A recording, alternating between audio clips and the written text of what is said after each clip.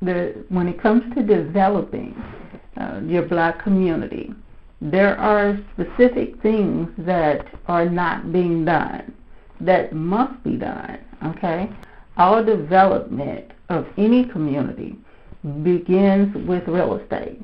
Now, black people have lost a lot of real estate because of the different things that they were doing, trying to be like white folks, taking on more than they should have, abandoning things that they had in their families for years, and trying to move out to places that was $300,000 and $400,000. Okay, you made those mistakes. There's nothing that you can do to take back those mistakes. They were made, and white people took full advantage of the fact that you were trying and working so hard to be like them and to be around them and live next door to them and whatnot.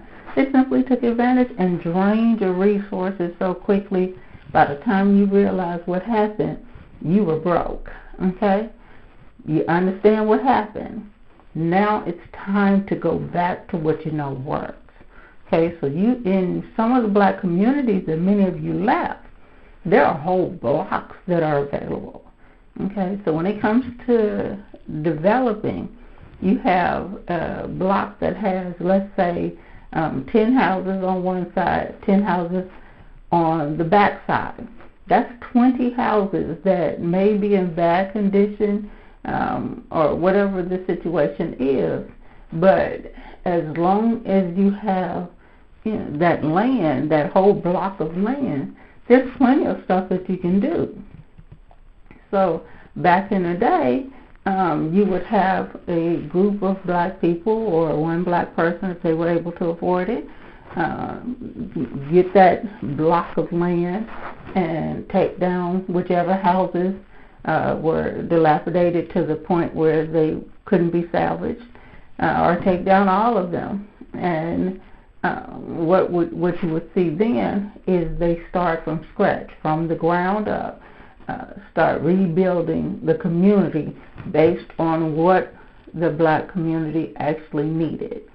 So if you take down 20 houses on a block and you put up a gate around that entire block, inside that block can be actual black community.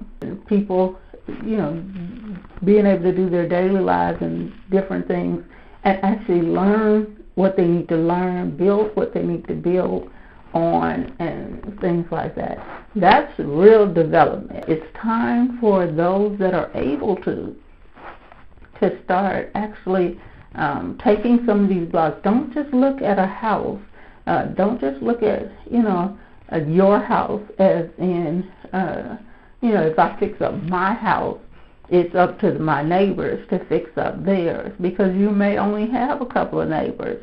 And, of the 20 houses, in the 10 in your row and the 10 behind you, it may only be 4 people still there. So you need to start thinking of it in blocks. Because when people come to take over your black community, they're going to be looking at it in blocks. They're not going to be looking at individual houses. They're going to be looking at it in blocks, and you've seen it happening. So it's time for you to start looking at developing your black communities. If you see a black community that needs to be developed, needs to be redone, or if you see your own black community needs to be rebuilt, you might want to build a school for the younger children, and then take up what would have been a couple of houses and build a school, some sort of school for the older children. And that way you got 2 separate exits, 2 separate entrances for the 2 different age groups, and you're able to actually teach what it is that you need to teach black children in order for them to be able to not only sustain that community and keep that community flourishing, but branch out and build their own communities when the time comes.